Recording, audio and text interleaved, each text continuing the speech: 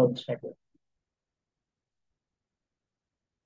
अस्सलाम वालेकुम वरहमतुल्लाहि वबरकातुहू। स्टूडेंट कैसे हैं, खैरियत से? अच्छा बेटा, अभी रिसेंटली हमारे एग्जाम्स वगैरह के ऊपर बातचीत चल रही है कि एग्जाम्स जल्दी होने वाले हैं। तो बेसिकली हम उसके लिए तैयारी करने बैठे हैं, मैथ का रिवीजन करने बैठे हैं। मैथ का रिवीजन हम करने के लिए आए हैं, वही कौन सा सब्जेक्ट हम करने आए हैं। अगर हम लोग सबसे पहले हम स्टार्ट कर रहे हैं, हम मैथ का रिवीजन स्टार्ट कर रहे हैं। तो इस मैथ के रिवीजन के अंदर हम लोग क्या क्या करेंगे? भाई, इस मैथ के रिवीजन के अंदर हम लोग पूरे सब्जेक्ट को ऑल ओवर कवर कवर करेंगे। इस सब्जेक्ट को कवर करने में हम पहले सबसे पहले वो काम करेंगे, वो एक्सरसाइजेस को लेकर चलेंगे। उन एक्सरसाइजेस के अंदर हमारे पास चैप्टर 1 से लेकर चैप्टर एंड तक जितने हमारे पास चैप्टर्स हैं, हम सब कवर करते हैं। ठीक है बेटा? एक चीज़ ये हो गई। दूसरी चीज़ ये हो गई कि जो सवाल मैं आपको स्टार्ट में बता रहा हूँ तो काइंडली उनको पहले कर लीजिएगा। ठीक है? क्योंकि उनके आने के बहुत चांसेस होंगे। ठीक है? अब हम रिव्यू करने बैठे हैं, रिव्यू में हम पूरी बुक नहीं कर सकते, जिस तरह क्लास में जो होती है कोचिंग के अंदर। जिधर हमें पढ़ा रहा हूँ उधर, तो फिर उधर हम लोग क्या करते थे, उधर हम लोग ये करते थे कि एक एक चीज़ हम सारी चीज़ें करते थे। बट अब हम रिव्यू करने बैठे हैं तो रिव्यू में स्मार्ट अप्रोच करेंगे। तो स्मार्ट अप्रोच का ताल्लुक यही है कि जो मैंने आपको गेस्ट पेपर दिया है, उस गेस्ट पेपर को आप 100% फॉलो करेंगे और इंशाल्लाह वन बाय वन इस वीडियो को देख के आप करते जाएंगे, तो आपकी सारी ये चीज़ें कवर हो जाएंगी। ठीक है? अच्छा सर, हमसा क्या इन लेक्चर्स की कोई कॉस्ट होगी? जी 100% कॉस्ट होगी, लेकिन देखें अब उसमें आपको एक बेनिफिट भी है ना, आपको एक पूरा साल पूरा इसमें कवर हो रहा है। तो आई थिंक कि जहाँ आप 12 महीने की फीस भरते हैं, जहाँ आप इतना पोटेंशियल लेते हैं, इतना इशू आपके लिए क्रिएट होता है, तो वो उधर ये मसला हल हो जाता है। बट ये रिव्यू है। वो स्टूडेंट जिस साल के तौर पे जिस बच्चे ने पूरा साल नहीं पढ़ा है और एकदम रिव्यू में आके बैठ गया है, ये रिव्यू फैसिलिटेट किस किस को करेगा? ये रिव्यू फैसिलिटेट करेगा सप्ली वाले बच्चों को।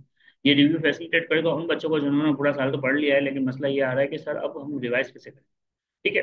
तो स्टार्ट में मैंने सारी चीज़ें आपको बता दी हैं। ठीक है? और पहला सवाल है, ठीक है, मैं एक्सरसाइज नंबर 1.5 से स्टार्ट करूंगा। ठीक है ना? थोड़ा सा इसको डार्क कर लेते हैं। और मैंने एक्सरसाइज 1.5 का क्वेश्चन नंबर 4 लिया है। ठीक है? अब मेरा बेटा सबसे पहले आए प्रॉपर्टी को समझते हैं। सवाल स्टार्ट का है, बहुत आसान लग रहा होगा आप लोगों को। ठीक है, और आसान भी है। बट आराम से इसमें कॉम्प्लेक्सिटीज क्या होती जाएंगी, बढ़ती जाएंगी। सबसे पहली चीज, एग्जामिनर ने आपको बोला है कि ये आपके पास नंबर है। अब नंबर किस तरीके से होता है? Z is equal to A plus E I होगा। इस ए का क्या मतलब है? इस ए का मतलब है ये रियल नंबर। बी का क्या मतलब है? इस बी का मतलब है इमेजिनरी नंबर। मेरा बेटा जब ये दोनों मिलते हैं तो ये क्या बन जाता है? कॉम्प्लेक्स नंबर, जो कि मैंने जेड से समझा है। वापिस से समझा रहा हूँ, ए का मतलब क्या है? Real number. बी का मतलब क्या है? Imaginary number. जब दोनों मिलते हैं तो क्या बन जाता है? कॉम्प्लेक्स नंबर बन जाता है। अच्छा सर, अब एग्जामिनर ने मेरे को क्या बोला है? एग्जामिनर की डिमांड। एग्जामिनर ने बोला है हमजा भाई, ये कॉम्प्लेक्स नंबर है। आपने बच्चों को बोलना है कि वो इस कॉम्प्लेक्स नंबर पे कॉन्जुगेट निकाले। क्या निकाले? कॉन्जुगेट। और याद रखना, कॉन्जुगेट में क्या होता है? जो इमेजिनरी नंबर होता है उसकी साइन चेंज हो जाती है। इमेजिनरी नंबर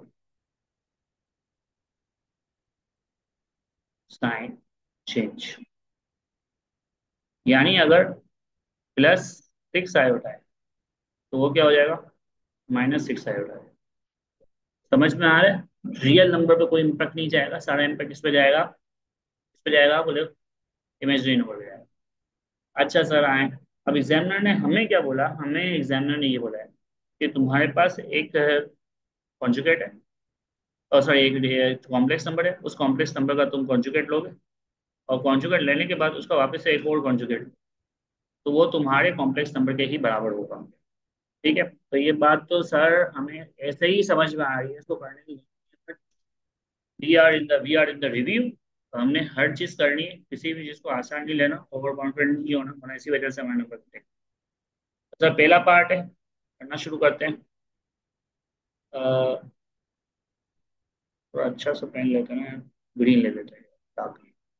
अब पहला पार्ट, एग्जामिनर बोल रहा है 4/7 +9/10 आयोटा। ये मेरे पास नंबर है, बोले तो ये मेरे पास क्या है? जेड है। और एग्जामिनर ने मेरे को बोला है कि हमजा इस जेड का क्या लेना है? कॉन्जुगेट लेना है। तो मैं बोलूंगा 4/7 -9/10 आयोटा। ऐसा ही है। तो एग्जामिनर ने बोला है हमजा कॉन्जुगेट लिया हुआ है, उसका एक और कॉन्जुगेट लेना है। क्या लेना है? एक और कॉन्जुगेट। तो इसका मतलब है 4/7 प्लस 9/10 आयोटा। तो सर इधर मैंने प्रूफ कर दिया कि जो मेरा जेड है वो मेरा कॉन्जुगेट का कॉन्जुगेट। ठीक है। सिंपल, और कुछ भी नहीं था इस सवाल में। ठीक है। सेम एज हम दूसरे पार्ट में भी देख लेते हैं।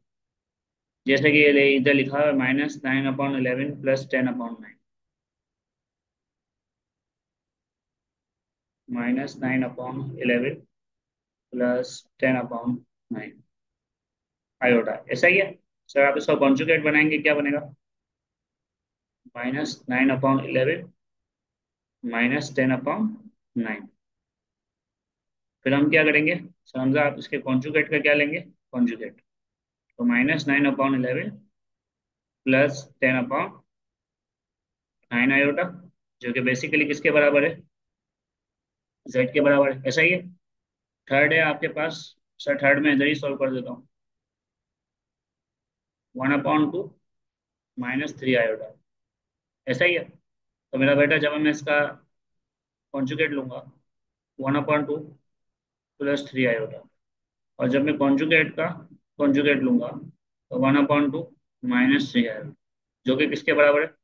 जेड के बराबर है। डन है। आए सर एक और पार्ट है, ये भी आसान है, इधर ही कर दें। मेरी आदत ये होती है कि मैं इंटरफेस पूरा इस्तेमाल करता हूँ, तो बार बार सवाल को देखना नहीं होता। ठीक है। 2 + 3 आयोटा। फिर मैंने इसका कॉन्जुगेट लेना है। 2 - 3 आयोटा। फिर मैंने कॉन्जुगेट का कॉन्जुगेट लेना है। तो 2 + 3 आयोटा। सही है। ये भी जेड के बराबर हो गया। ठीक है। अब आते हैं सर हम लोग किसकी तरफ? 5 की तरफ। 5 में क्या बोल रहा है? -2 -3 इंटू -10/9 आयोटा। ऐसा ही है। तो सबसे पहले तो आप ना चीज़ों को रखें आसान, कॉम्प्लेक्स करेंगे तो आपके लिए हिसाब पड़ेगा। इसको कैंसिल आउट करें। आपने इसको कैंसिल आउट किया, और माइनस माइनस प्लस हो गया, तो -2 + 10/3 आयोटा। ऐसा ही है। फिर सर आपने इसका जेड करना है। -2 -10/3 आयोटा। ऐसा ही है। ये हो गया इसका कॉन्जुगेट। फिर सर आपने इसका कॉन्जुगेट का कॉन्जुगेट करेंगे, तो -2 + 10/3 आयोटा। ठीक है। तो सर वापस से मैं आपको वही बता रहा हूँ कि जो हमारे पास z है वो z कॉन्जुगेट के क्या होगा? बराबर होगा। लास्ट है 4x + 3 आयोटा y।